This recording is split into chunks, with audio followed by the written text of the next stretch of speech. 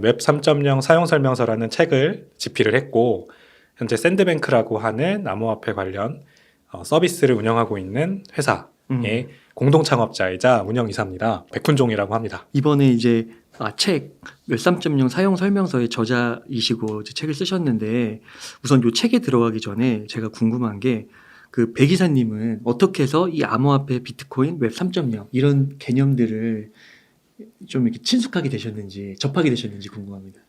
일단은 2017년도에 그 백분 토론 유명했던 유시민 당시 네. 작가님과 이제 정재승 카이스트 교수님의 아, 백분 토론을 통해서 되게 흥미롭게 이 암호화폐에 대해서 알게 됐던 것 같아요. 네. 그때는 가상화폐라고 불렀었는데 누가 회사에 다니는 어떤 제 동료분이 암호화폐가 맞는 말이다 이러더라고요. 그래서 암호화폐? 그런 개념을 처음 들어봤거든요. 그래서 재밌게 생각하고 처음에는 전 이게 되게 그 네덜란드 튤립 버블과 비슷하다 이런 얘기에도 좀 동의를 했고 그렇죠. 뭔가 사기라고 생각했어요. 근데 이제 지금 그 당시에 다니던 직장에서 제가 이제 이직을 결심하고 나서 정말 이상하게도 사기라고 생각했던 암호화폐 분야에 있는 회사들에 제가 지원서를 넣고 있더라고요. 관심이 갔던 것 같아요. 그냥 뭐 어떤 끝을 알 수 없는 그런 막연한 관심이 생겼던 것 같고 되게 그래서 실험 정신에 그냥 의거해서 이렇게 지원서를 다 내봤는데 아주 뭐 운이 좋게도 우리나라 4대 거래소 중 한 곳에 이렇게 덜컥 합격을 해버린 거예요. 그래서 진짜로 그냥 뭐 잘 생각도 안 나요. 어떻게 가게 됐는지. 그냥 이직을 해버리게 됐고 그 코인원이라는 이제 거래소였는데 그 거래소가 저한테는 굉장히 사관학교의 역할을 해줬달까요? 그래서 암호화폐, 코인 이런 개념에 대해서 저도 전혀 모르는 문외한이었는데 그 직장을 다니면서 굉장히 많이 배웠다 이렇게 말씀드릴 수 있겠습니다. 그러면서 이제 뭐 실무도 겪으시고 뭐 내용도 접하시면서 점점 여기에 미래가 있다 이렇게 느끼신 거예요? 네, 그렇죠. 그때는 미래가 있다라고 되게 강하게 느낀 포인트가 뭐였냐면 전통 금융이 결국에는 이 암호화폐 쪽으로 많이 넘어오지 않을까라는 생각을 할 수밖에 없더라고요. 코인원이라고 하는 스타트업에 딱 가보니까 사실 스타트업이긴 하지만 거의 금융회사랑 마찬가지인 거예요. 돌아가는 시스템이. 코인원이라고 하는 거래소 앱 서비스도 거의 이제 뭐 증권사의 MTS 같은 것들을 많이 닮았잖아요. 그래서 그런 서비스를 내가 직접 운영을 해보고 또 뭐 저는 이제 법인 영업 포지션이었는데 그 뭐 은행이나 아니면 기관 투자자들 이런 쪽들과 얘기를 해보니까 이들도 다 암호화폐 어떻게 보면은 아직 잘 모르지만 관심이 있고 자기네 사업도 그쪽에 어떻게든 발을 담궈 보려고 하는 그런 것들이 많이 느껴지더라고요. 그래서 저는 나중에는 가까운 시일 내에는 지금 기성 이런 전통 금융시장이 암호화폐 쪽으로 많이 넘어오겠다 또는 암호화폐가 흡수되겠다 이런 생각을 하게 됐죠. 그래서 실제 이제 그때 코인원에서 일하시다가 이제 창업을 하게 되신 거예요? 네, 코인원에서 한 1년 정도 일을 하다가 이제 마음이 맞는 분들을 만나서 같이 나와서 창업을 하게 됐죠. 그게 이제 샌드뱅크가 된 거고요. 맞습니다. 그러면 그때랑 또 지금 세월이 또 한 몇 년 흘렀잖아요. 그때랑 지금이랑 암호화폐 시장의 분위기는 어떤 것 같으세요? 제가 처음 시작할 때만 하더라도 비트코인 그런 거 아직도 하고 있냐 이런 핀잔을 많이 들었어요, 주변에서. 2018년 때. 18년. 그때 이제 하락장이라고 그 암호화폐 겨울이라고 하는 긴 하락장이 계속 유지되던 중이었고 2019년까지도 계속 유지가 됐으니까 1년이 넘었을 거예요. 그러니까 이제 19년도에 저희가 법인을 만들고 사업을 시작했는데 그때 분위기는 그랬습니다. 아직도 그런 걸 하고 있냐. 사람들이 걱정하고. 근데 지금은 상당히 다르죠. 뭐 가격이 떨어지고 뭐 시장 분위기가 암울하고 그런 거는 그때랑 마찬가지긴 한데 그때는 진짜 아무도 그쪽에 관심이 없었고 사실 저희 같은 사람들만 있었고 지금은 이게 더 이상 뭐 없어질 건 아니라는 거는 사람들이 다 이미 동의를 하잖아요.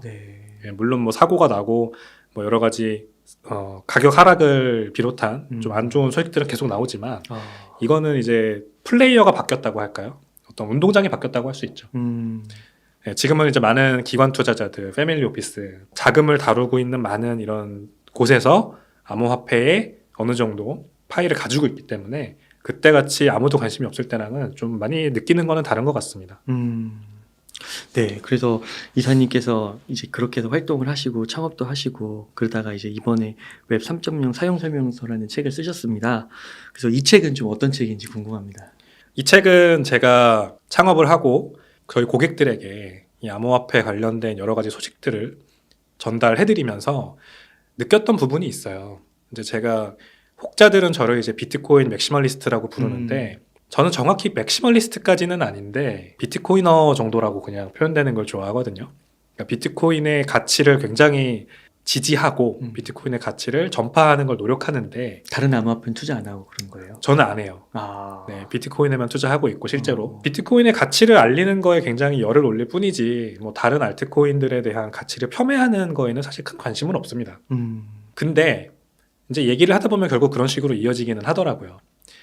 그래서 저는 이제 이 책을 쓰게 된 계기가 이 시장에서 암호화폐라고 하는 어떤 큰 대주제 안에 비트코인, 이더리움 등등 여러 가지 알트코인들 종목으로 나뉘어요. 근데 저는 비트코인 외에 나머지가 맞다고 생각을 해요. 아예 달라요. 근데 사람들은 다 그걸 하나라고 생각을 해요. 비트코인은 그냥 투지폰이고 이더리움이랑 그 다음에 나온 알트코인들은 약간 스마트폰이라고 생각을 하는 기술적인 진보가 이루어지고 있고 비트코인은 구시대의 유물이다라고 생각하는 좀 경향이 있어요. 근데 이건 오해라고 생각을 했어요. 근데 이건 진짜 심각한 오해거든요. 이거를 오해하고 투자를 하면은 계속 헛발질을 할 수밖에 없는 거잖아요. 이노베이션은 비트코인이라는 그 원천 기술에서 나오는데 계속 그 뒤에 후속적으로 나온 것들이 마치 이제 더 진보된 기술인 그렇죠. 것처럼 포장돼 버리니까 그래서 저는 이거를 알려야겠다 생각이 어느 순간 들더라고요. 비트코인과 나머지는 다르다.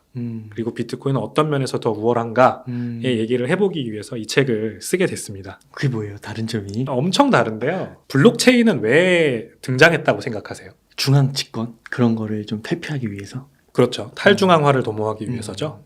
그 블록체인이라는 기술이 이제 많은 부분에서 이제 뭐 4차 산업혁명의 어떤 중심축 중에 하나 이렇게 논의가 되고 있지만 블록체인 자체는 사실 그렇게 대단한 기술은 아니에요. 그냥 데이터를 기록하는 하나의 방법일 뿐입니다.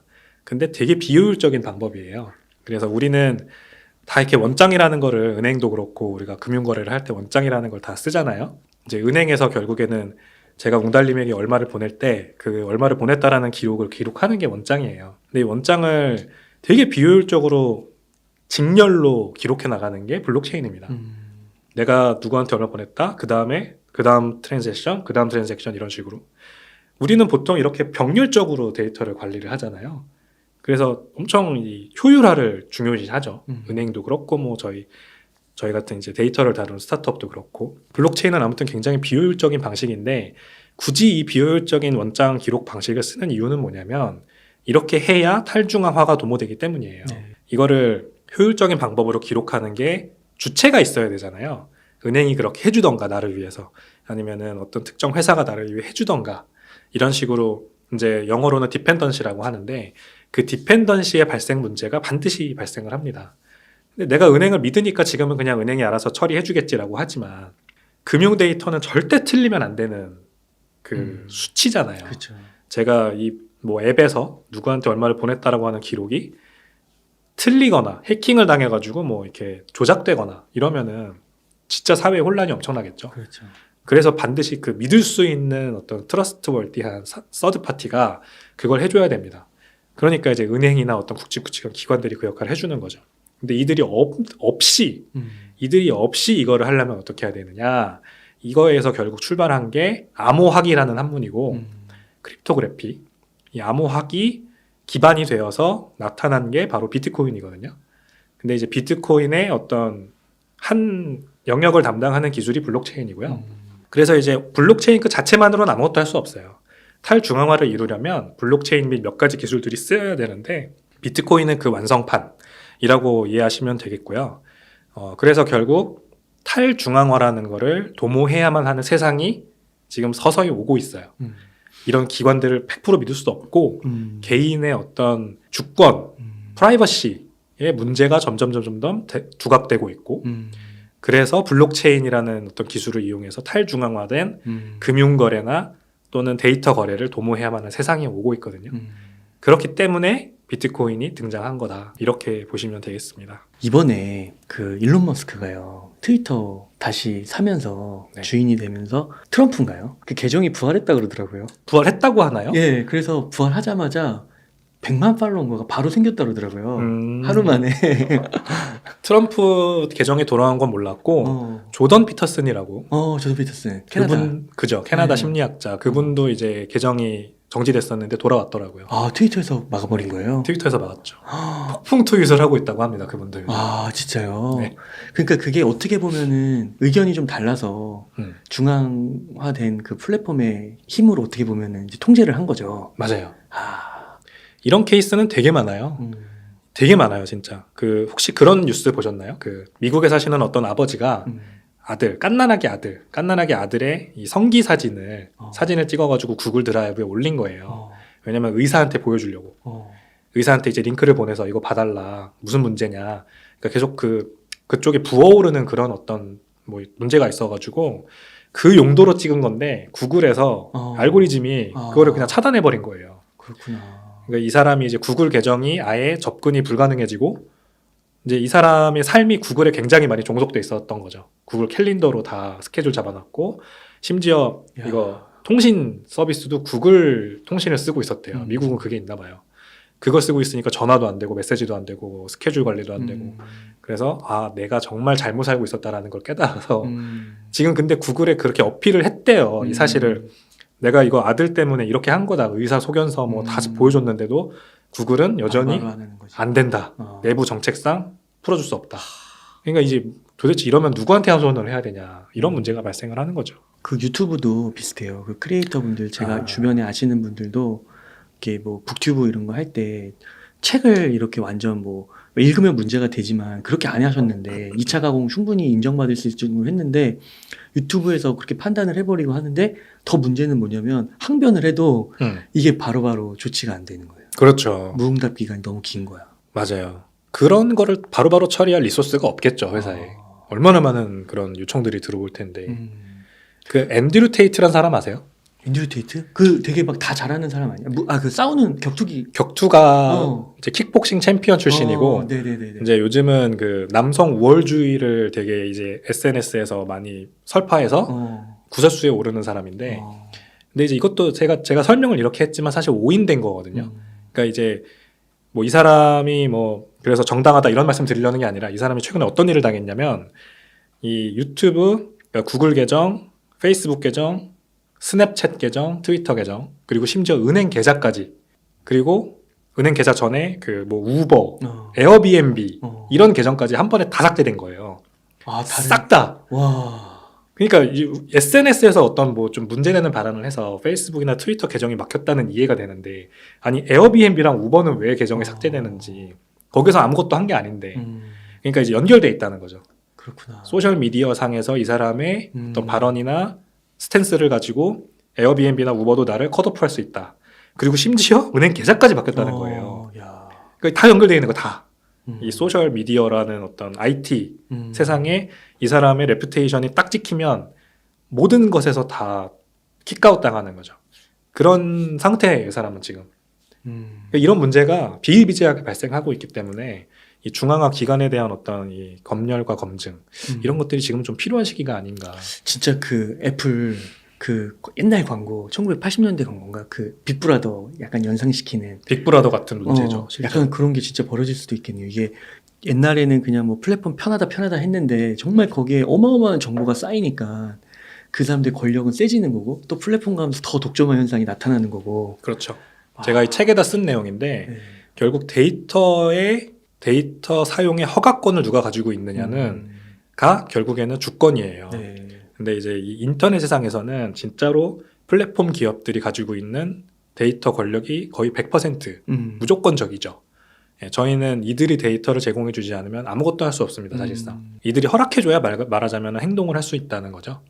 이런 것들이 블록체인 기술 또는 이제 비트코인을 비롯한 여러 가지 암호학 기술로 인해서 조금씩 탈중앙화 되려고 하는 움직임 자체가 있다, 이런 현상이 있다는 걸 그냥 현상으로 받아들이면 될 것 같아요. 그러니까 이게 어떻게 보면 한 의식의 발전이라고도 좀 볼 수 있을 것 같은 게 옛날에는 그냥 데이터 그거 그냥 컴퓨터에서 돌아다니면 그냥 들어오려니 했는데 이제 그게 어떻게 보면 삶의 완전 이제 생활이 된 거고. 그렇죠. 그러다 보니까 이제 거기에서 주권, 데이터도 나만의 주권이고 소유권이 인정받을 수 있는 부분이 있는 거고 프라이버시가 있는 거고 이런 권리적인 측면이 또 부각되는 거고. 그렇죠, 그렇죠. 아, 그렇게 되는 거군요. 그러니까 제가 그 또 하나 듣기로는 이사님 책에서 본 건가? 그 서브프라임 때 네, 돈을 이제 앞에서 지금까지 얘기했던 거는 약간 이제 데이터, 뭐 플랫폼 이런 쪽의 이야기라고 한다면 2008년도 그때 이제 비트코인이 2009년도인가 탄생할 때요. 그 원인 중에 하나가 그 미국 그 연준이죠. 네, 통화를 막 찍어내니까 그렇죠. 그것도 어떻게 보면은 내 화폐 가치가 그냥 나도 내가 허락한 것도 아닌데 맞아요. 중앙화된 그 은행 권력에 의해서 계속 깎이는 거잖아요. 그럼요. 연준 의원 11명인가요? 열 몇 명을 우리가 뭐 투표를 통해서 뽑는 것도 아니고 제롬 파월 의장은 변호사 출신이거든요. 그분이 그렇게 큰 결정을 내릴 만한 능력이 자질이 되는 사람인지도 사실 잘 모르겠어요. 그냥 프라이빗 에퀴티에서 일하신 경력이 있는 변호사예요. 이제 이런 부분들이죠. 그러니까 저 사람들이 잘하겠지라고 그동안은 우리가 계속 생각하고 믿어왔지만 잘해왔고 실제로. 근데 몇 번 하는 행동 그 결정 때문에 큰 문제가 발생한 것도 사실이란 말이에요. 2008년 금융위기 때 시스템적인 문제가 발생해서 그 금융 위기가 왔어요. 근데 베일아웃이라고 이제 구제 금융을 해준다는 목적으로 은행들을 뭐 천문학적인 돈을 찍어가지고 이 은행들한테 줬는데 이 은행들은 오히려 내부 임원진의 보너스 파티를 벌이는데 활용을 하지를 않나. 개인 투자자들의 금융 구제에는 거의 그런 돈을 쓰지를 않지를 않나. 뭐 이런 부분들이 이제 이거 엄청난 모럴 해저드 아니냐. 이런 생각이 들게 만드는 것이죠. 네. 근데 알고 보니까 그 사람이 그 사람이다. 그 은행가들, 그 은행에서 보너스 잔치를 벌였던 그 은행가들이 다 나중에 연준 뭐 주요 요직으로 올라가고 뭐 이러고 있더라. 네. 이런 것 때문에 이제 뭐 월스트리트를 점령하라, 뭐 가두 시위 벌어지고 이제 이랬던 거고 그런 와중에 나타난 게 비트코인이에요. 네, 비트코인의 그 첫 번째 블록에 담긴 이미지가 그래서 영국 타임지의 일면 기사였습니다. 당시 2009년 몇 월 달. 네. 그 일면에 이제 이런 기사가 났어요. 또 영국의 영란은행이 두 번째 은행 구제 금융을 하다. 그래서 비판을 하는 그 메시지를 담은 것이죠. 그러니까 이게 금융에서도 그렇고 기술적인 측면에서도 그렇고 아무튼 이 중앙화된 거를 분산시켜야 된다. 탈중앙화해야 된다. 그러면 그 중심에 이제 비트코인이 있는 건데 다른 화폐들, 다른 암호화폐들은 그렇게 탈중앙을 그래도 외치지 않나요? 그 기치를 걸고 있지 않나요? 많이들 똑같은 메시지를 전달하려고 하죠. 근데 좀 다른 거예요. 맞습니다. 왜 다르냐면 이 비트코인은 사토시 나카모토라고 하는 익명의 개발자가 만들었다는 것만 전해졌을 뿐 누가 만들었는지 몰라요, 사실상. 주인이 없죠. 그리고 이 사람도 자기가 자기 집 전기를 들여서 비트코인을 채굴했어요. 내가 내 돈 써서 내 돈 내산을 했다는 거예요, 말하자면. 처음에 자기 혼자 채굴자였을 때. 이게 바로 비트코인이 탄생한 과정이에요. 근데 다른 코인들은 비트코인 외에 거의 대부분의 나머지 코인들은 발행 주체가 존재를 합니다. 어떤 특정인 혹은 특정 그룹이 발행을 하는 그 과정을 담당을 해서 발행을 하고요. 그리고 공개 세일을 하는 게 아니라 프라이빗 세일을 먼저 해요. 일종의 프리 세일이죠. 아, 내부자들한테 먼저 파는 거군요. 그렇죠. 그러면 이제 요즘에 그래서 알트코인들이 증권이다 아니다 이런 말이 나오는 게 그 포인트인데 이거는 투자 계약이라고 봐도 되지 않냐는 그렇죠. 거죠. 투자 계약이죠. 네.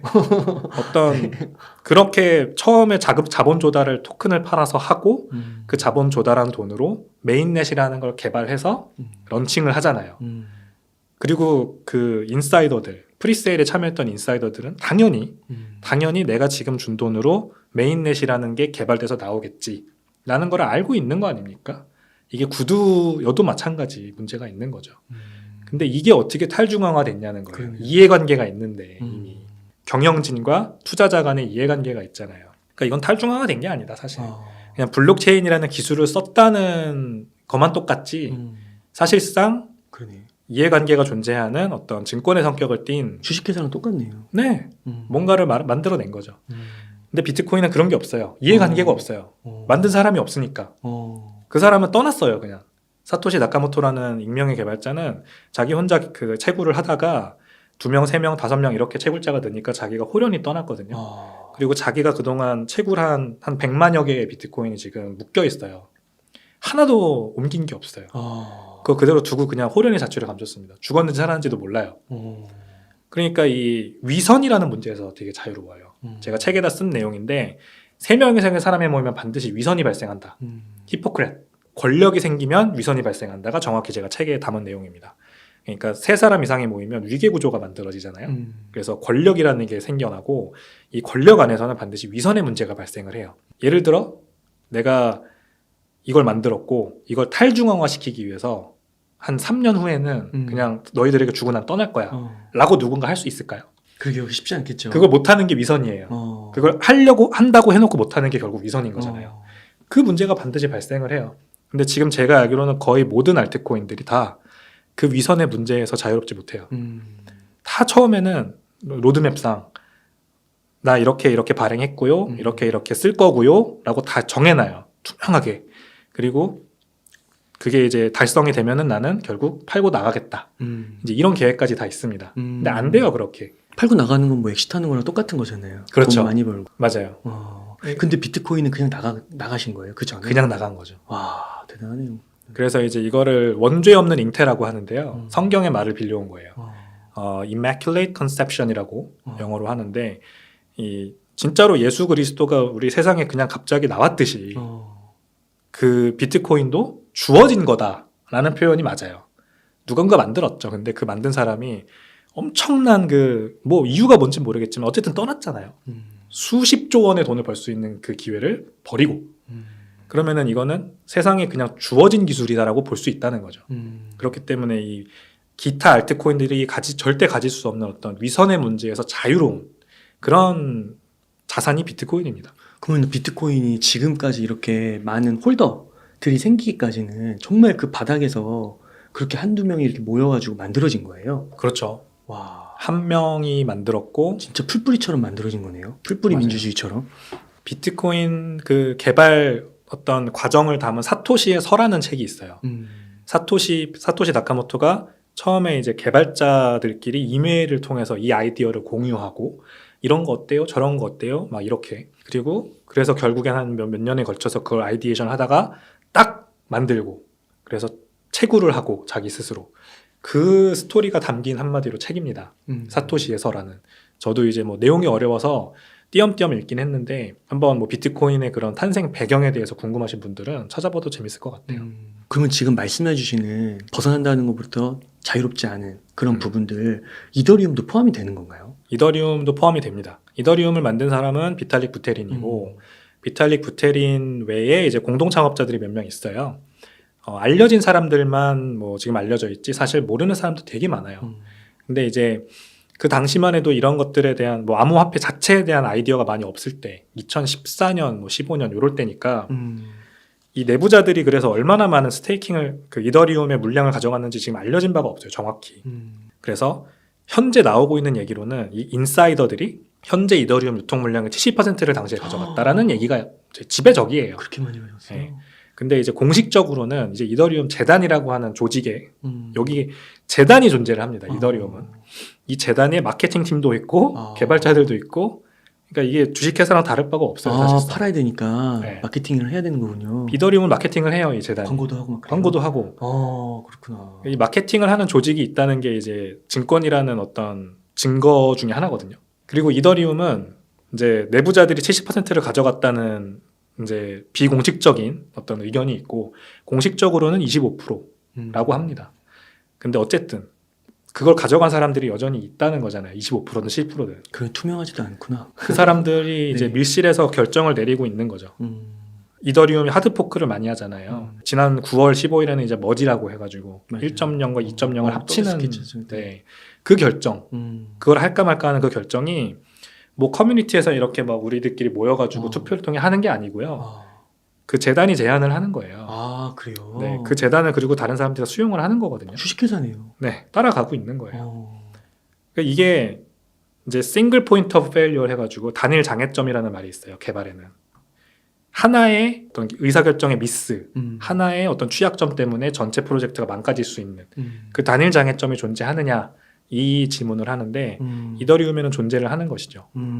누군가가 잘못된 결정을 내려서 프로젝트 전체를 망하게 할 수 있는 가능성이 있다 여기는. 네, 그런 문제가 있습니다. 그러니까 이게 굉장히 중요한 포인트 같은 게 아무리 그 선의를 갖고 뭐 어떤 나라라든지 어떤 뭐 조직이라든지 탄생했다 해도 이게 시간이 지나면 타락하잖아요. 예를 네. 들면 뭐 제가 좋아하는 뭐 삼국지나 뭐 초한지 이런 거 봐도 그 군웅들이 막 꿈을 꾸고 진짜 이 백성들을 편안하게 하겠다. 태평 성세를 만들겠다 하지만 나중에 황제가 되고 이러면은 또 타락하고 그렇죠. 그래서 새로운 제국이 탄생하고 이러잖아요. 그게 봉건제의 한계죠. 봉건제나 마찬가지예요. 이더리움은. 알트코인들도 다 마찬가지고. 그러니까 이 사람들이 아무리 선의를 지킨다 해도 그 미심쩍은 게 역사에서 계속 벌어진 일이기 때문에 의심이 좀 되네요. 테라 루나도 마찬가지였어요. 네. 테라도 코인을 처음에 인사이더들한테 나눠준 게 한 50% 정도가 되더라고요. 그러면 이 사람들끼리라도 투표를 해서 의사결정을 해야 되잖아요. 그것도 심지어 아니에요. 그러니까 테라 루나 클래식, 뭐 루나 2.0 만든다 이거 투표했을 때도요. 커뮤니티에서 투표는 부결됐어요. 만들지 말자. 뭔 소리냐. 근데 또 투표를 열어가지고 그냥 제일 큰 물량을 가지고 있던 권도영 테라 그 창업자가 표로 밀어붙여가지고 그냥 통과시켰죠. 그렇구나. 이런 문제가 다 있는 똑같은 문제가 다 모든 코인들이 다 있어요 지금. 근데 거기서 이제 비트코인은 자유로운 거예요. 근데 저 사람들을 믿을 수 있냐 혹은 믿을 수 없냐 이걸 논의할 필요가 없죠. 그러니까 이제 저희가 지금 살고 있는 이 세상이 그렇다 그래서 우리가 뭐 대통령도 뽑고 뭐 국무총리도 있고 국회의원들도 있고 한데 저 사람들 그래서 다 나쁜 놈들이다 이건 아니잖아요. 우리가 그만큼 성숙한 시민의식으로 좋은 정치인을 뽑으면 나라는 자연히 잘 굴러가게 돼 있어요. 그죠? 그래서 민주주의라는 걸 우리가 채택해서 지금 가동을 하고 있는 거잖아요. 비트코인은 상당히 민주주의 시스템과 유사해요. 그래서 잘 디자인돼 있고 그러니까 견제와 감시 장치가 세력들 간에 잘 되게 만들어 놓기 때문에 어떤 그 봉건제에서 발생할 수 있는 그런 단일 장애점 여기에서 자유롭다 이렇게 표현하는 게 맞는 것 같아요. 그러니까 어떻게 보면 그 이번에 FTX 같은 큰 사건이 한번 터지면서 네. 이게 사실 암호화폐라는 전체 그룹으로 싸잡아서 이거 좀 잘못했다라고 얘기를 하는데 사실 강론으로 들어가면은 그렇지 않은 게 있고 또 잘 운영되는 거래소도 있는 거고 맞아요. 그러니까 이런 거를 조금 더 세부적으로 보면 이제 비트코인과 또 다른 코인의 이런 차이 이런 걸 또 세부적으로 좀 볼 필요가 있겠네요. 이제 뭐 FTX 거래소 같은 경우는 어떤 분들은 리먼 브라더스 사태랑 비교하시는데 리먼 브라더스 사태는 이제 시스템적인 어떤 구조적인 문제 때문에 발생한 그런 사태였고 이거는 구조적인 문제라기보다는 FTX 사태는 앨런 회계부정하고 비슷해요. 앨런이란 회사. 앨런이란 회사가 그 경영진이 회계 부정을 저질렀던 것이죠. 근데 거기에서 있었던 어떤 구조적인 문제는 뭐냐면 그 회사 내부적으로 이사회가 이제 변변치 않았고 경영진을 견제 감시하는 장치가 많이 없었어요. 그래서 그때 2000년대 초에 앨런 사태 터졌을 때도 이제 미국 기업 투명한 기업의 재무 구조를 도모하기 위해서 법도 많이 생기고 했거든요. 그게 이제 다 법안의 취지가 다 비슷해요. 이사회의 권한을 강화하고 이사회가 이제 경영진을 적절히 견제 감시할 수 있는 그런 장치들을 마련해주고 외감 회계법인 반드시 두게 하고 이런 것들. 그러니까 이런 것들을 두면은 이제 경영진의 그런 위선의 문제에서 조금 우리가 투자자들이 자유로울 수 있죠. 그런 노력을 했던 곳이 FTX가 아닌 다른 거래소들 지금 살아남은 곳들이고 FTX 거래소는 뭐 요즘 뉴스 나오고 있는 거 보니까 거의 그런 거에 대한 제어 장치가 아예 없었더라고요. 이사회에도 이 샘 뱅크먼 프리드라는 창업자와 내부 임원 한 명이 들어가 있는 굉장히 취약한 구조. 아니 벤처 캐피탈 투자를 그렇게 받았는데도 보통 외부 투자 받으면 그 투자사가 해당 회사에 이렇게 임원진 이사회에 안 치거든요. 그래야 이제 견제를 감시를 할 수 있잖아요. 말하자면. 근데 그런 게 아예 없었어요. 그러니까 이게 지금 현재 암호화폐 업계에 상당히 좀 팽배해 있는 우리는 블록체인이야. 탈중앙화야. 우리는 웹3야. 이런 거예요, 사실. 이거 다 사실 허구라는 거죠. 그런 거 다 허구고 어떻게 그래서 경영진을 견제할 거야. 저 사람이 사기치는 거 어떻게 막을 거야. 이 고민을 지금 해야 되는 거죠, 결국. 그러니까 책에서 이 용어가 되게 인상 깊었는데 웹 3.0의 가면. 그 웹 3.0 가면을 쓴 조직들이나 뭐 그런 세력들이 있다라고 보시는 건가요? 맞습니다. 가면을 쓴 곳들이 굉장히 많고요. 웹 3.0 뭐 바꿔 말하면 탈중앙화된 인터넷인데 탈중앙화된 어떤 창업자나 경영진의 니즈에 의해서 프로젝트가 가동되지 않고 주권이 다 이제 투자자들이나 사용자들에게 돌아가 있고 민주적으로 의사결정이 되는 그런 형태의 프로젝트다 라고 우리가 생각을 하잖아요. 근데 대부분의 프로젝트들은 그렇지 않아요. 그냥 그 창업자의 입맛에 따라서 토큰이 활용될 뿐이지 그 토큰을 아무리 많이 가지고 있다고 하더라도 그러니까 프리세일에 들어가서 적어도 인사이더로 들어간 게 아니라면 나중에 퍼블릭 세일에서 이렇게 뭐 대량의 구매를 해가지고 내가 좀 여기에서 지분이 있다라고 할지언정 네, 별로 이렇게 영향력을 미치지 못하는 것이죠. 그게 이제 자연스러운 어떤 현상이에요. 그러니까. 그리고 그런 가면을 쓴 프로젝트들이 또 많이 하는 게 우리는 탈중앙화된 어떤 무언가를 만들려고 해요. 테라도 그랬거든요. P2P 디지털 캐시를 만들려고 해요. 비트코인하고 똑같은 구호를 내걸었어요. 그리고 이제 다 비슷해요. 어떤 개인 대 개인 간, 어떤 기관의 도움 없이 개인 대 개인 간 무언가를 할 수 있는 우리는 뭔가를 만들었어요. 라고 하면서 토큰을 만드는 거거든요. 근데 뭐 몇 가지 문제가 있는데 그 말에는 일단은 탈중앙화가 되지가 않았어요. 왜냐하면 베이스에 깔린 블록체인 자체가 탈중앙화 되지 않았으니까. 보통 그런 프로젝트들이 사용하는 블록체인이 이더리움이에요. 근데 이더리움 제가 아까 말씀드렸듯이 내부자들이 의사결정을 하고 있는 구조이기 때문에 탈중앙화 되지 않았어요. 그리고 데이터도 아마존 웹 서비스에 저장을 해요. 블록체인에서 저장하는 게 아니고. 아마존 웹 서비스에 누가 이더리움을 싫어하는 어떤 정치인이 아마존 웹 서비스에 야 쟤네 서버 내려 하면은 내릴 수 있어요. 블록체인이 쓸 수 있다는 거예요. 그러면 탈중앙화가 된 게 아니잖아요. 거기에다가 서비스를 올리면 탈중앙화가 될 리가 없죠. 그리고 두 번째 탈중앙화라는 그 P2P 개인 대 개인 간이라는 말을 내걸었지만 사실상 자기네가 토큰을 먼저 찍었잖아요. 토큰을 먼저 찍었으면은 그 탈중앙화라는 게 실현되기도 전에 그냥 토큰으로 돈을 번 격이에요. 무슨 말인지 아시겠죠? 프로덕트 마켓핏이라는 게 있잖아요. 회사는 고객한테 필요한 서비스를 만들어서 그 고객이 이걸 정말 유용하게 쓰느냐 안 쓰느냐를 검증을 해나가야 되는 조직입니다. 기업이라는 건 원래. 그래서 프로덕트 마켓핏이라는 걸 찾으면 그때 돈을 버는 거예요. 투자도 받고 뭐 대단하다 여기 넥스트 10년을 이끌어갈 회사다 뭐 이런 찬사도 받고. 근데 토큰을 찍어내면 이런 과정 없이 앞에서 자본 조달을 해버리죠. 그러면은 이 회사는 프로덕트 마켓핏을 찾을 이유가 없어지는 거잖아요. 사실상 돈을 먼저 다 땡겼으니까. 그러니까 이제 자구 섞인 발언이 나오는 거예요. 메인넷은 나오지 않는다라는. 이게 이제 블록체인 업계의 팽배한 이제 유행어거든요. 아니 토큰부터 팔더니 왜 메인넷은 안 나와요? 그 2018년이 그때 엄청 문제됐잖아요. 그때 많이 나왔던 ICO 뭐 이래가지고. 그쵸, ICO 분 때. 근데 지금은 이제 ICO 버블이 꺼지고 나서 그런 식으로 나는 이런 프로젝트 토큰을 막 발행하고 이런 거는 많이 없어졌는데 이름만 바뀌었을 뿐이에요. 웹3로. 우리 웹3예요. 아, 그렇구나. 이게 그러니까 겉모습에 속으면 안 되겠네요. 그래서 웹 3.0 사용 설명서를 읽어야겠네요. 맞습니다. 제가 책을 쓴 목적이 결국 비트코인 왜 나머지가 있다는 거를 알아두자. 그리고 왜 나머지는 뭐냐면 웹3의 가면을 쓴 뭐 유사증권 그리고 나쁘게 보면은 뭐 사기가 좀 섞여 있는 그런 것들도 충분히 많이 있을 수 있으니 걸러내자. 이런 목적으로 쓴 책입니다.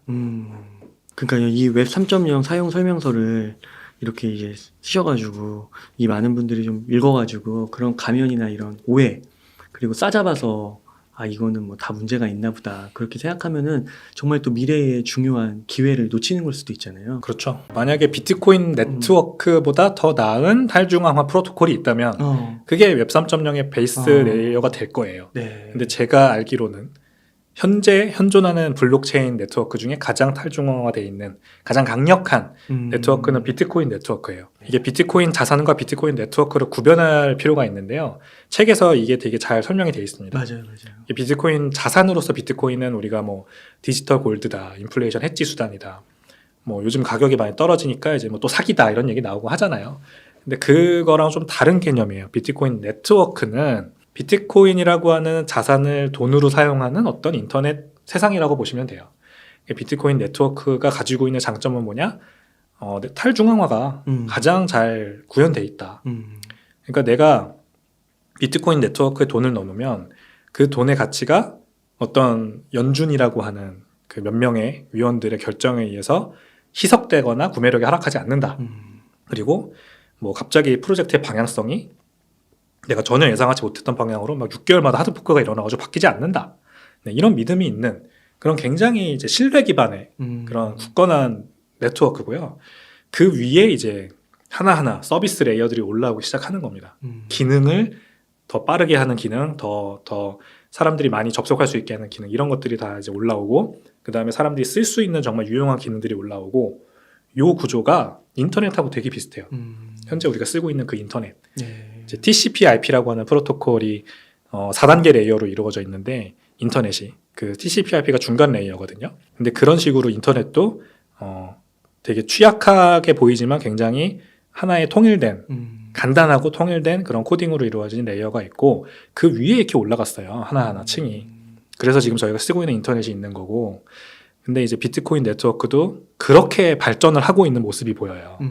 그래서 레이어 2가 이제 라이트닝 네트워크라고 하는 게 있는데, 비트코인 위에 올라가서 비트코인이 일반적으로 굉장히 전송 속도가 느리다고 알려져 있죠. 블록 생성에 10분이 걸리고, 그러니까 쉽게 설명하면 내가 커피 한 잔 사 먹으려고 비트코인을 딱 냈는데 이걸 받을 때까지 10분이 걸리는 거예요. 그러면은 현실적으로 일상생활에 쓸 가능성이 거의 없죠. 근데 이 10분을 0.몇몇 초로 줄여주는 그 기술이 라이트닝 네트워크 레이어입니다. 아, 그게 위에 이렇게 쌓이는 거군요. 그렇죠. 그런 기술들이. 그러니까 이제 빨리 보낼 수는 있는 거예요. 그럼 또 이제 여러 가지 또 타일 중앙화와 속도와 편의성과 효율성을 도모하는 여러 가지 기술들이 레이어로 올라가게 됩니다. 네, 지금 그러고 있는 중이고요. 그 레이어라고 표현하신 게 네. 앱 같은 걸로 이해되나요? 사용할 수 있는 건 아니에요. 우리가 피부로 느끼긴 어려워요. 이제 개발에서는 프론트엔드와 백엔드라고 하는데, 백엔드가 결국엔 우리 눈에 보이지 않는 이 뒷단에서 일어나는 여러 가지 상황들을 다루는 기술이거든요. 이제 백엔드가 만들어지고 있는 중인 거죠. 그래요. 네, 비트코인 네트워크가 있고 거기에 라이트닝 네트워크가 있다. 그러면은 비트코인이 빨리 보내진다까지는 이제 개념적으로 이해를 하면 되고, 그래서 내가 그래서 지금 어떤 앱을 쓰고 있잖아요. 그 앱이 라이트닝 네트워크를 쓰고 있는지 비트코인 네트워크를 쓰고 있는지 모르죠. 근데 비트코인을 보냈더니 뭐 0점 몇 초 만에 결제 완료 이렇게 딱 뜬다. 그렇게 되는 거죠. 그럼 그 앱이 만들어지기까지 이 레이어를 지금 쌓아가고 있는 과정이라고 보는 거예요? 네, 그렇습니다. 아, 그럼 레이어가 어느 정도 완성이 되면 이제 앱이 막 생기는 거겠네요? 우리가 지금 쓰고 있는 유튜브, 뭐 트위터, 페이스북 이런 앱들이 생긴다. 이렇게 생각하시면 되는 거죠. 근데 그 저변에 비트코인이 있는 거고, 그럼 그 안에서 결제는 비트코인으로 이렇게 되는 건가요? 그 안에서 결제는 비트코인으로 될 가능성이 크죠. 그런 거구나. 그러면 이더리움도 디앱이 되게 많다고 막 이런 얘기를 하잖아요. 그렇죠. 그러니까 이더리움도 비슷한 거네요, 구조는. 나중에 그런 세상이 오겠죠. 지금 이제 이더리움은 사실상 탈중앙화 되지도 않았지만 그렇다고 해서 엄청 빠르지도 않은 네트워크예요. 우리가 인터넷은 빠르잖아요. 거기다가 뭐 여러 가지 기술 스택을 이용해서 앱을 만들면 어느 정도 이제 우리가 예상하는 어떤 그런 퍼포먼스가 나오지 않습니까? 근데 이더리움에서는 그렇게 빠르지도 않고 그렇게 탈중앙화 되지도 않은 환경이 제공돼요. 그러니까 거기에 올라가 있는 그 디앱들 중에 사실 우리가 이름이 딱히 기억 남는 디앱이 없잖아요, 지금. 그러니까 이제 사람들이 암호화폐라고 해서 이제 싸잡아서 비판하는 포인트가 또 그것도 있어요. 비트코인이 2009년에 나와서 지금 14년이 됐는데 아직도 뭐 쓸만한 기억에 남는 정말 성공한 그런 디앱이 뭐가 있느냐라는 얘기를 하는 거죠. 네. 당연히 안 나오죠. 비트코인은 아직도 레이어 2 정도에 있고 이더리움 외 나머지 코인들은, 블록체인들은 사실상 레이어 구조로 가고 있지 않고 레이어 1을 확장시키려는 구조로 가고 있어요. 그렇게 빠르지도 않고 그렇게 탈중앙화되지 않은 그 애매한 무언가로 계속 발전을 하고 있어요. 그러니까 그 위에 올라가는 디앱들이 그렇게 성능이 좋을 리도 없고 성능을 떠나서 그렇게 유용한 앱이 올라오질 않는 것이죠. 그래서 베이스 레이어가 중요하다는 건데, 이 비트코인은 일단은 베이스 레이어에서 탈중앙화를 완전히 도모했고 그 다음에 속도가 해결됐고, 이제 그 뒤에 남은 몇 가지 문제들만 해결되면 유튜브인데 구글이 없는 유튜브, 줌, 요즘 화상회의 때 많이 쓰는 그런 화상회의 앱인데 줌이 없는 그런 화상회의 서비스, 뭐 이런 게 나올 수 있는 것이죠. 그러니까 사실 그 인터넷도 우리가 뭐 1900년, 90년도 그때 초중반부터 좀 쓰기 시작했잖아요. 네. 근데 사실 그게 그 앞단에 제가 알기로는 막 1960년도, 50년도 막 이때부터 그 인터넷의 그 초기 개발 모습? 그런 게 있었잖아요. 그게 한 30년 있다가 어떻게 보면 수면 위로 드러난 거잖아요. 그렇죠. 그 14년이 뭐 긴 건 아니죠, 사실. 긴 건 아니죠. 그런 식으로 따지면. 맞아요. 몇십 년 동안 기술이 쌓이고 쌓이다가 이제 드디어 캐즘 협곡이라는 게 있잖아요. 그래서 그 캐즘 협곡이라는 게 한 사람들이 한 10% 정도만 이 기술에 대해서 알 때는 굉장히 천천히 보급률이 늘어나다가 그 10%에서 15% 사이의 캐즘 협곡을 지나면 갑자기 기하급수적으로 사용량이 확 늘어나는 보급률이 늘어나는 네. 비트코인은 지금 이 캐즘 협곡을 지나고 있다고 봐야죠. 10% 정도. 인터넷도 이런 래퍼 곡선을 그리면서 기하급수적으로 보급이 늘었거든요. 비트코인도 같은 방향으로 가고 있는 거죠, 지금. 그 이더리움 생태계에서 막 그 NFT 같은 것도 막 생기고 거래를 할 때 그 이더리움으로 계산을 하기도 하고 그 다음에 또 이더리움하고 그 위에 또 다른 코인들하고 환율 이렇게 교환하듯이 거래를 하기도 하잖아요. 그러니까 그런 모습들이 비트코인 내에서도 뭐 비트코인으로 거래를 할 수도 있는 거고 비트코인이 또 다른 그 만약에 디앱 같은 게 생겼을 경우에 거기서 또 토큰을 발행했을 경우에 그런 거랑 또 이렇게 통용이 되면서 사용이 될 수도 있는 거고 그렇게 볼 수 있는 건가요? 그건 되게 재밌는 포인트인데요. 네. 이 디지털 재화라고 하는 게 NFT는 결국 현실 세계에 있는 무언가를 디지털로 가져왔다.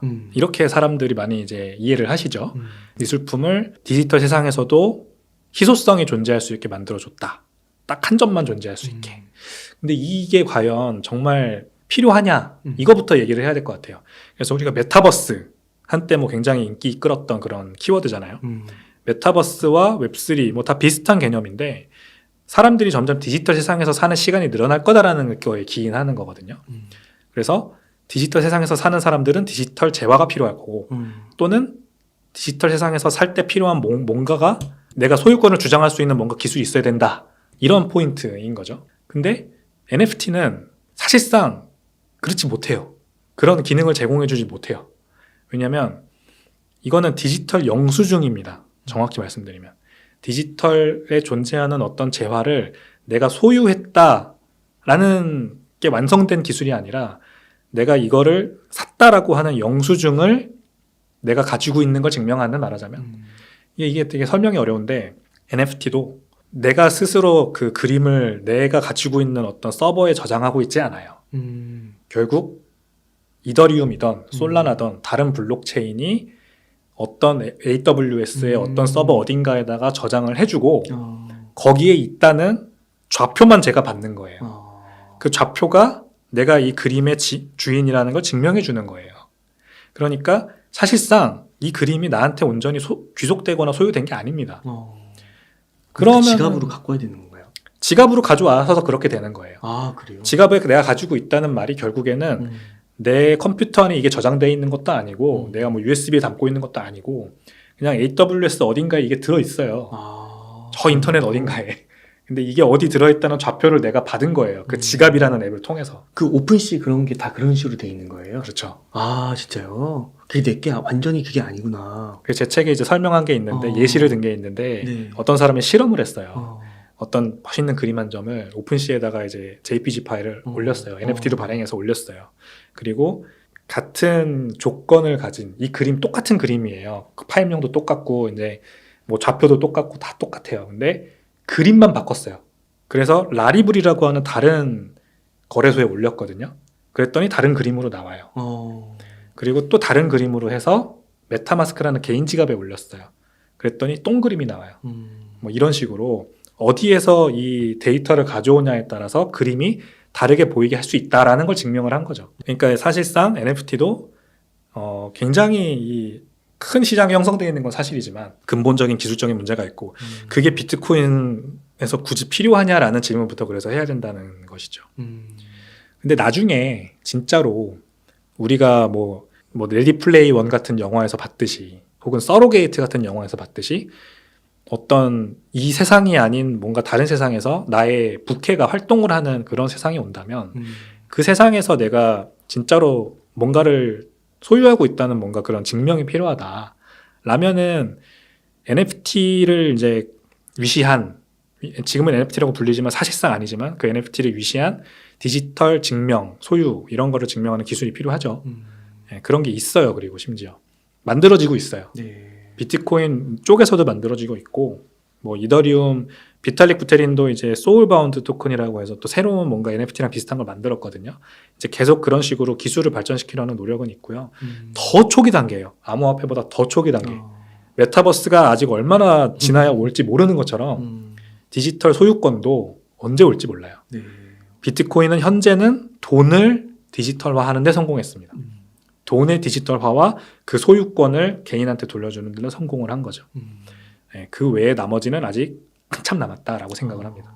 이런 얘기들을 쭉 할 수 있는 것도 사실 그 비트코인이 대중들에게 관심을 갖기 시작하면서 또 투자적인 부분도 있는 거잖아요. 네, 그 네. 가격적인 면이 막 올라가다 보니까 사람들이 이제 환호해서 이제 이렇게까지도 얘기가 되고 여러 책들이 나오는 것 같기도 한데, 그러니까 한 가지 고민은 말씀 나누다 보니까 이게 비트코인 네트워크가 그 발전 속도라고 해야 될까요? 그게 과연 빠르게 올 수 있을까? 그 미래가 여기서 더 오래 걸리지 않을까? 그러면은 비트코인에 투자를 하는 게 물론 미래는 될 수 있지만 뭐 내가 이제 다 늙어가지고 아니면 죽어서 하면은 소용이 없는 거잖아요. 그런 우려는 혹시 없나요? 일단은 그 인터넷이 탈중앙화되고 비트코인을 기반으로 그리고 그런 뭐 메타버스나 이런 세상으로까지 연결되는 그런 세상은 상당히 뭐 아직도 많은 시일이 남았다고 생각해요, 저도. 단순히 뭐 1, 2년 안에 오는 세상은 아니라고 생각을 하고요. 네. 근데 그 중간에 다른 또 이거를 확 앞당길 수 있는 어떤 다른 곳이 있습니다. 그 다른 조건이 있는데 그 조건이 뭐냐면 돈이 지금 굉장히 살포되고 있잖아요. 중앙은행들로부터 미국도 유럽도 중국도 뭐 기타 선진국들도. 그래서 돈의 탈중앙화가 지금 굉장히 더 시급해요. 그래서 비트코인은 그 탄생 이념과 맞게 돈을 탈중앙화시켜서 개인에게 돌려준다라는 게 먼저 실현될 거고요. 그 다음에 인터넷 뭐 그런 식으로 갈 거예요. 그러니까 인터넷이 저만큼 뒤에 남았더라도 상관없습니다. 그래서 이 앞 단계에서 비트코인의 어답션을 확 끌어올릴 수 있는 그 굵직굵직한 이벤트는 뭐냐면 엘살바도르 같은 국가 단위의 법정화폐 도입이죠. 미국 외 기타 국가들, 미국 외 G7이라고 할게요. 미국의 G7 외에 나머지 이런 개발도상국들은 달러 때문에 사실 구매력 하락을 엄청나게, 자국의 어떤 자산 가치 하락과 국민들의 부의 삭감을 필연적으로 가져가죠. 이제 엘살바도르 같은 나라가 대표적인데 딱히 수출 품목도 없고 자원이 나지도 않고 인력밖에 남는 게 없어요. 인력밖에 수출할 게 없어요. 그래서 대부분의 국민들이 600만 명 국민 중에 200만 명이 미국으로 이민을 가서 불법 이민을 가서 이제 거기에서 돈을 벌어서 자국으로 보내줘요. 근데 이제 불법은 아니에요, 엄연히 말하면. 왜냐면 이제 미국에서 이 나라 국민들은 이민을 허락해줘가지고 따로 이제 뭐 비자나 이런 거 받고 갈 수 있대요. 어쨌든 그래서 이 사람들이 거기서 번 달러를 본국으로 보내서 그게 국가 GDP의 대부분을 차지합니다. 30% 막 이렇게. 그리고 이 국가는 자국 화폐를 그래서 쓰다가 달러가 계속 그 강세를 띠면은 자국 화폐는 떨어지잖아요. 그러니까 달러를 그냥 자국 화폐로 썼어요. 두 개를 같이 써요. 근데 지난 10년간은 어땠나요? 달러를 막 찍어냈잖아요. 달러 가치가 떨어지면은 또 자국 그 가치가 떨어지는 거예요. 화폐 주권이 없네요. 그 네. 국가에. 없죠. 이래도 죽고 저래도 죽는 상황. 와, 그렇구나. 네. 달러 가치가 떨어졌으니까 그동안은 계속.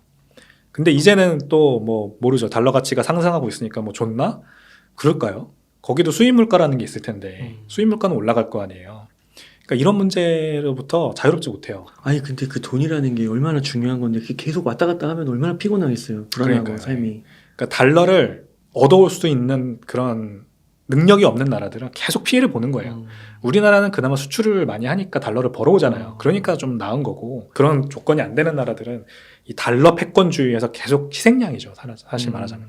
그러니까 이런 것들이 계속 의회나 국회에서 계속 이렇게 비트코인 같은 거를 도입을 논의하는 게 그 통화 주권을 가져와야 되는 거 아니냐. 러시아, 중국 이런 나라들이 탈달러 하는 거야. 뭐 이제 정치적인 그런 스탠스도 껴있는 거긴 한데, 이 다른 개발도상국들은 사실 이거는 그냥 생존의 문제거든요.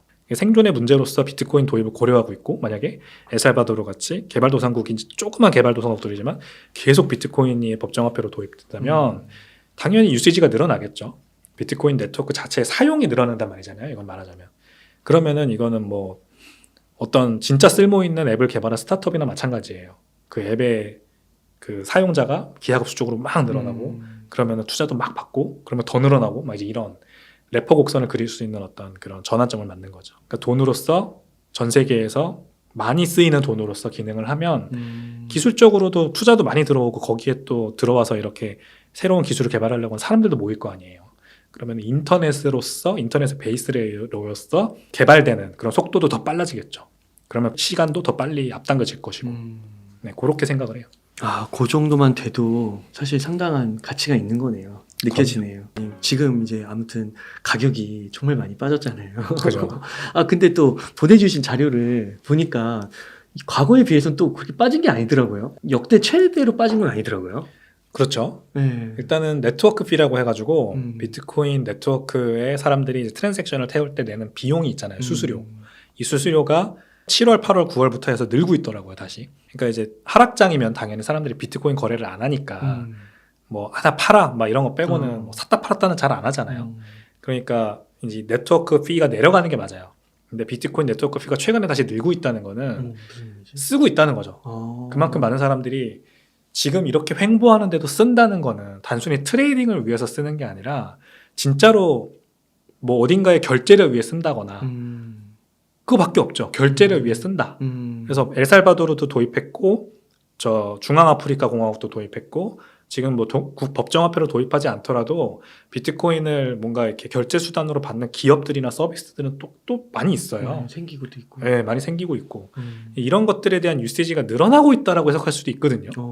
그러니까 이 디맨드가 죽지 않았고 일단은 첫 번째로 그래서 지금 이제 비교해 볼 건 뭐냐면 많이 내려갔죠, 그죠? 가격이 한 74% 내려갔을 겁니다. 지난 2021년 11월 전고점 대비해서 당시 69,000달러 찍고 지금 계속 내려와서 한 16,000달러에 지금 있거든요. 그러니까 많이 내려온 건 맞는데 2018년 그리고 2015년 요 두 번의 지난 하락장에서 얼마나 떨어졌냐 보니까 지난 하락장에서는 2018년에는 84% 떨어졌고 2015년에는 87% 떨어졌어요. 이건 사실 되게 합리적인 이거 분석이거든요. 왜냐하면 2013년에서 15년 불장 때 가격 상승률이 그 다음 상승률 불장보다 훨씬 높잖아요.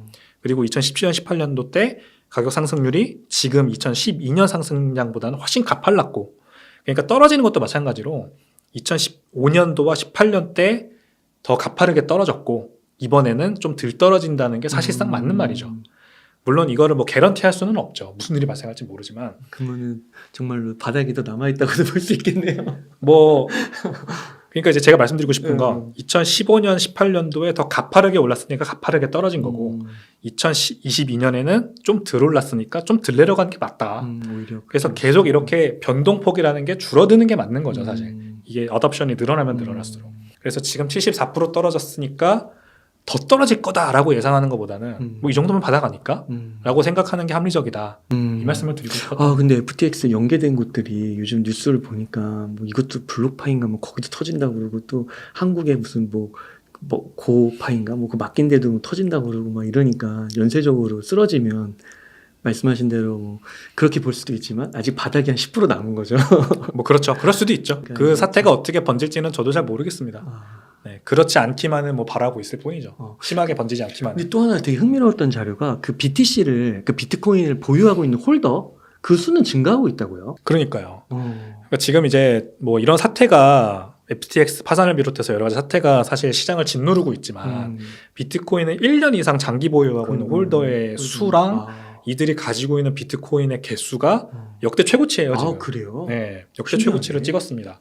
1,300만 지금 BTC를 넘었거든요. 와. 1년 이상 장기 보유자들 가지고 있는 비트코인 수가. 그러면 이걸 뭘 의미하느냐? 그러니까 이 사람들이 한 지금 52% 정도 돼요. 전체 비트코인 홀더들 중에 한 52% 정도 되는데 이게 이제 지난 2018년과 2015년에는 더 적었어요. 40몇 프로 이 정도. 근데 이제 많이 늘었죠. 그러니까 비트코인의 어떤 그 장기적인 가치를 좋다고 판단하는 사람들이 그 전보다 더 많이 늘었다는 걸 의미를 하는 거잖아요. 그렇죠. 그러니까 이제 뭐 여러 가지 문제가 산적해 있지만 이 시장에 그런 일들이 터지더라도 지금쯤이면은 바텀이다라고 보는 사람들이 많이 늘었다고 볼 수가 있는 것이고 그러면은 1년 이상 장기 보유한다는 건 쉽지 않잖아요. 진짜 비트코인을 비롯한 모든 암호화폐를 다. 그렇죠. 이런 사람들이 52%다.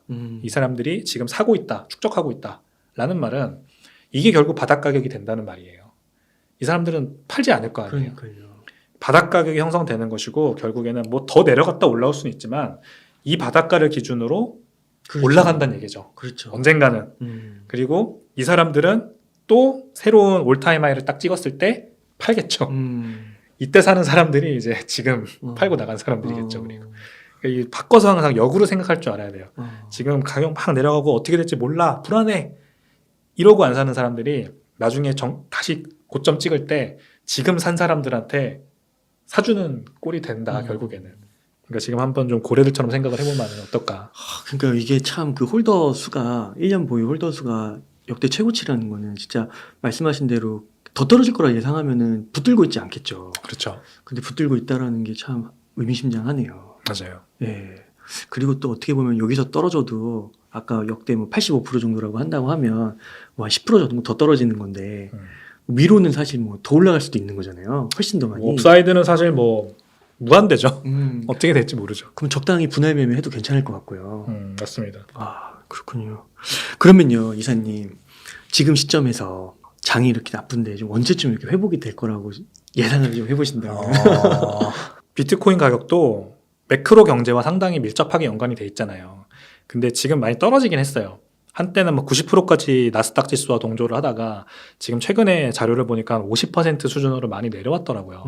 근데 이것도 2018년, 2015년 장과 상당히 다른 부분인데 2015년 하락장, 2018년 하락장에는 그 상관계수도 굉장히 낮았고 30% 밑으로 나스닥과 비트코인 가격의 상관계수가 30% 밑이었고 상관없이 움직인 거예요? 상관없이 움직인 거예요. 상관없이 움직이면서 하락장을 겪은 거였어요.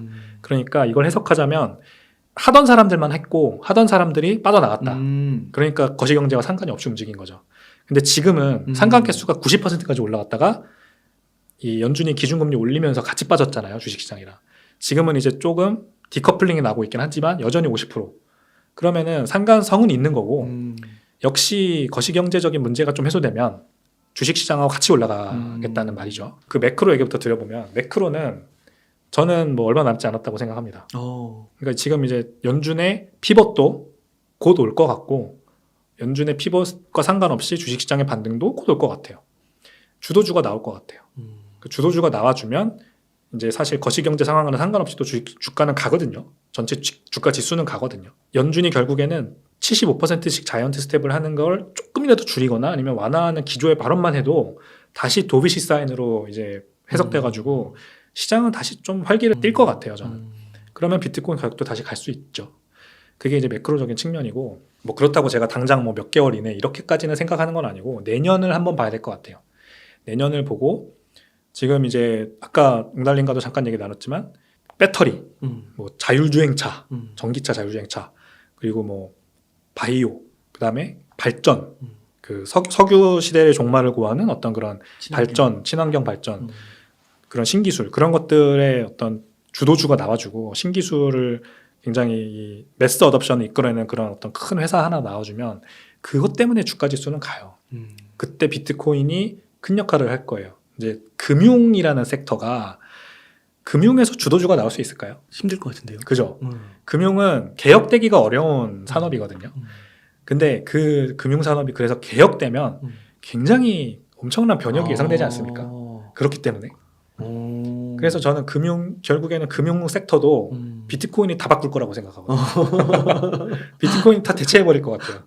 지금 있는 그런 많은 뭐 은행, 그리고 그 은행 베이스의 인프라를 이용하고 있는 핀테크, 이런 것들이 비트코인으로 많이 넘어오거나 비트코인의 새로운 플레이어들이 이들을 잠식하는, 이렇게 될 거라고 저는 봐요. 그러니까 비트코인도 그런 주식시장의 하나의 종목이라고 생각하면 업사이드 포텐셜이 엄청난 거죠. 그렇게 치면. 그래서 그 매크로적인 부분이 하나가 있고, 주도주, 어떤 섹터의 주도주. 근데 금융은 주도주가 없어요. 비트코인이 주도주라고 저는 생각을 해요. 그래서 간다, 이렇게 보는 거죠. 그럼 그 부분에 대한 질문이, 그 미국이 가장 중요시 여기는 것 중에 하나가 달러 패권이라고 하잖아요. 네네. 근데 그렇게 비트코인 뭐 산업이라고 해야 되나, 금융 혁신의 그 중심에 비트코인을 세울 수 있을까요? 계속 견제하고 뭔가 뭐 금 가격 통제하는 것처럼 그런 식으로 비트코인도 통제하거나 누르지 않을까. 그렇게 보는 게 합당하죠. 그렇게 보는 게 당연히 맞는데, 이제 미국이라는 나라가 이제 양당 체제를 운영하고 있고 민주주의 국가고 자유적인 발언을 그래도 많이 옹호해주는 그런 어떤 나라잖아요. 그래서 물론 엘리자베스 워런 의원이나 몇몇 이제 비트코인을 굉장히 비난하는 그런 상원 의원, 하원 의원들도 있는 반면, 비트코인의 가치를 잘 알고 스스로 이거를 그 달러의 어떤 가치 하락에 대비해서 우리가 도입해야 된다라고 주장하는 그런 정치인들 좀 많이 있습니다. 그런 정치인들의 얘기하는 걸 들어보면 저는 관심 있으니까 찾아보거든요. 그런 거를. 근데 굉장히 정말 진취적이에요. 그러니까 달러 패권이 중요한 게 아니에요. 이 사람들한테 더 이상. 그냥 우리가 어떻게 강대국으로 남을 수 있느냐는 관점에서 이거를 보거든요. 그러니까 이제 달러 가치를 계속해서 그 끌어올리거나 뭐 그러니까 달러 가치가 중요한 게 아니라 달러의 쓰임새를 계속 유지하는 게 중요한 거잖아요, 사실. 근데 달러 그래서 뭐 페트로달러란 말이 있듯이 그동안은 사우디가 이렇게 사우디를 비롯한 이제 산유국들이 그 석유 수출 시 다 달러로만 결제했으니까 달러의 쓰임새가 국제적으로 줄어들지 않았죠. 그리고 미국 국채 같은 것도 중국에서 일본에서 또는 뭐 다른 선진국에서 매번 사주니까 미국 국채 시장도 죽지 않았죠. 그러니까 금융을 한마디로 수출하는 나라가 미국인데 이 금융이 더 이상 수출되지 않는다면 그래서 지금 뭐 벌써 이렇게 뭐 트럼프 때도 그런 얘기 많이 나왔지만 이제 더 이상 세계화는 없다. 자급자존하는 뭐 그런 세상으로 간다잖아요. 전쟁도 지금 뭐 나고 있고 그래가지고. 근데 미국이 계속 저렇게 나홀로 성장, 뭐 반도체 공장도 다 자기네네다가 지어라. 그러고 있는 뭐 리쇼어링 계속 하고 있는 와중에 그러면 무슨 문제가 발생하느냐? 그런 러시아나 중국 같은 삐진 나라들이 나온단 말이죠. 그러면 이제 채권 안 사줘요. 국채 안 사주고 그다음에 미국 역외 결제, 달러 역외 결제도 우리 안 할래. 스위프트만 우리 살퇴할래. 우리끼리 만들래. 사우디가 약간 그러고 있잖아요. 네, 그러고 있죠. 그러니까 이런 움직임이 결국에는 이 미국도 달러를 어떻게 쓰이게 만들 거냐 이런 관점보다는 우리가 어떻게 살아남을 거냐라는 생각을 하게 만들 거예요. 그러면은 이제 다시 뭐 근본위제로 돌아가나 약간 이런 얘기가 나오거든요. 근데 근보다는 더 나은 게 있죠. 지금은 디지털 세상이니까 인터넷 세상이고 그 디지털 세상이니까 비트코인이라는 좋은 화폐가 지금 있거든요. 그래서 이거를 미국도 정가 입장에서도 고려 안 할 수가 없을 거라고 저는 생각합니다. 그러니까 제가 그 짧은 지식이지만 화폐의 역사 이런 다른 책들을 보면은 그 화폐가 계속 바뀌더라고요. 그러니까 로마의 뭐 데나리우스인가요? 뭐 그런 게 있다가 있었죠. 또 바뀌고 근데 그게 역사인데 어떻게 보면 우리는 이제 달러가 영원할 것 같은 이 현 시대를 살아가니까 근데 진짜 달러가 바뀔 수도 있는 거죠. 맞아요. 네. 그러니까 이거를 단순하게 생각하면 안 돼요.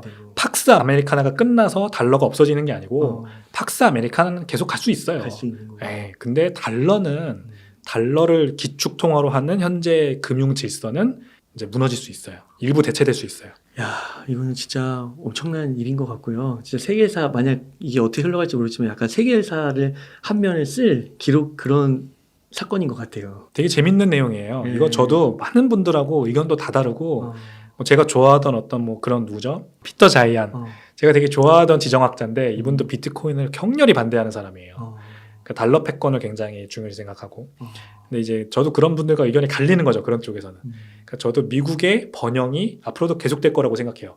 중국이 미국을 따라잡고 뭐 오버테이크한다? 아니라고 생각하거든요. 근데 그거랑 또 이 달러 패권은 좀 따로 봐야 돼요. 그러니까 통화 자체의 문제, 이 기축 통화 시스템 자체의 문제고, 그리고 트렌드죠. 개인화 맞춤화 트렌드. 개인이 나의 부를 스스로 지키려고 하는 그런 니즈는 점점 늘어날 거다. 그래서 비트코인이 결국에는 수요가 늘어날 수밖에 없다.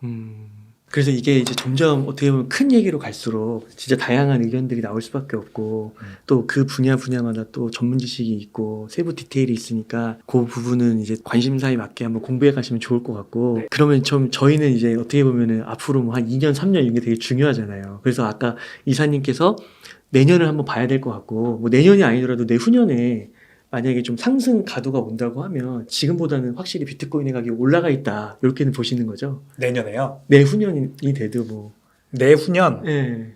네, 내년을 빠르면 잘 넘기면 내후년에는 올라가 있을 것 같아요. 내년에 근데 리스크는 그래서 뭐냐면 연준이 끝을 모르고 계속 금리 인상을 해가지고 뭔가 하나 박살 나는 거예요. 어디가 박살 날지는 몰라. 신흥국 시장일 수도 있고 그게 아니면은 미국 국제 시장일 수도 있고 국채 가격 지금 박살 나고 있잖아요. 금리 계속 오르니까.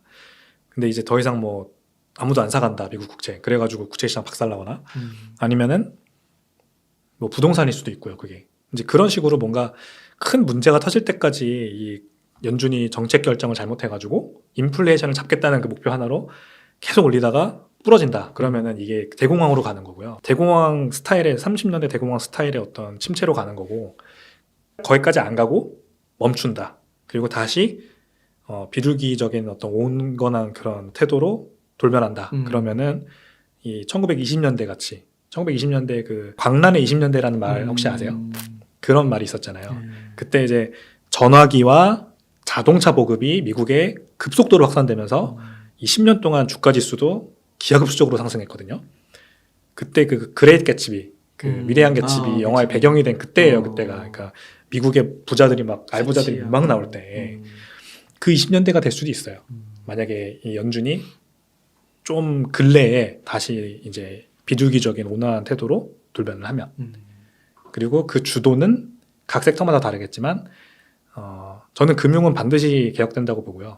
그게 비트코인이 주도할 거고, 그리고 그 웅달님과 아까 재밌게 얘기 나눴던 그런 뭐 배터리, 그리고 의료, 바이오, 그다음에 반도체, 에너지, 뭐 이런 거. 그렇죠, 반도체.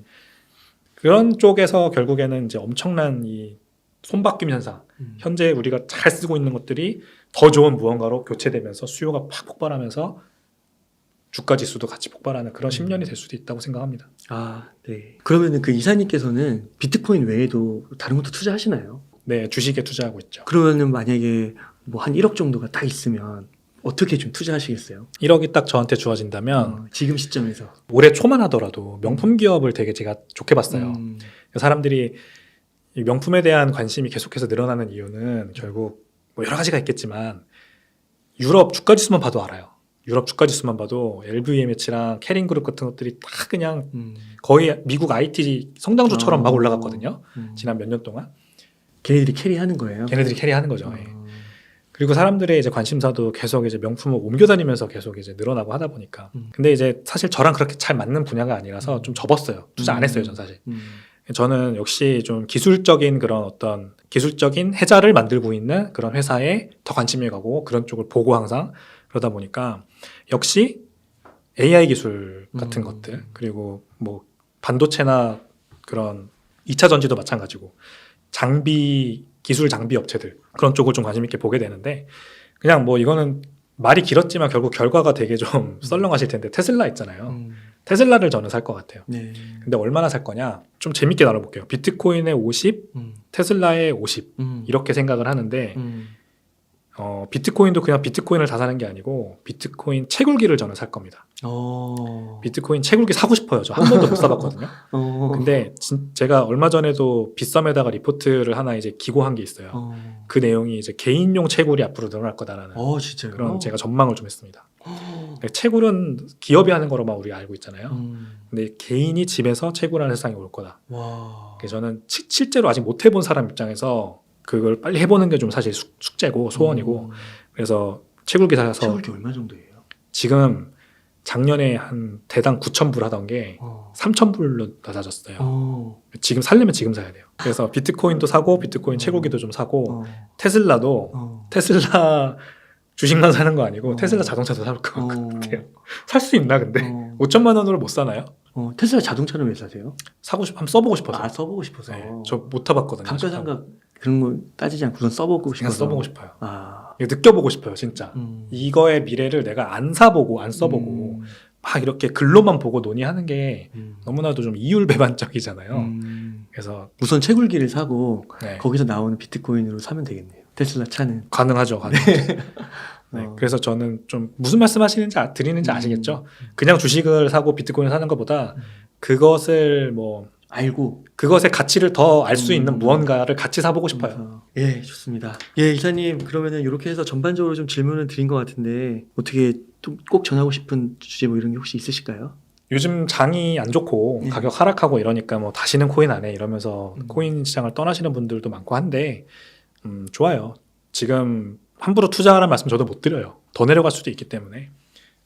하지만 이제 불확실성이 이렇게 안개가 막 끼고 불확실성이 막 커질 때 그럴 때 정말 공부를 열심히 해가지고 또 확신을 갖는 것도 중요하거든요. 그래서 시장을 잠시 떠나 있는 건 괜찮다. 다만 가만히 있지 말고 뭔가 공부를 해야 된다.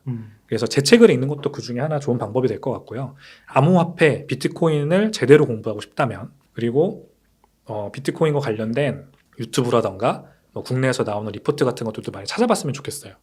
그래서 비트코인의 가치를 내가 그냥 평소에 알고 있던 그냥 뭐 이거 뭐 언젠가는 뭐 인터넷에서 쓸 뭐 돈이 되겠지, 언젠가는 뭐 골드, 디지털 골드가 되겠지. 이런 단순한 정도의 지식 말고 좀 확 들어가서 이걸 이제 레비토리라고 표현하거든요, 영어로. 토끼굴에 들어가면은 어디로 나올지 모른대요. 미로 같아가지고 계속 파고들면 새로운 게 나오고 비트코인도 그렇거든요. 그러니까 정말 재밌을 거예요. 그래서 꼭 이 시기에 공부를 하셨으면 좋겠어요.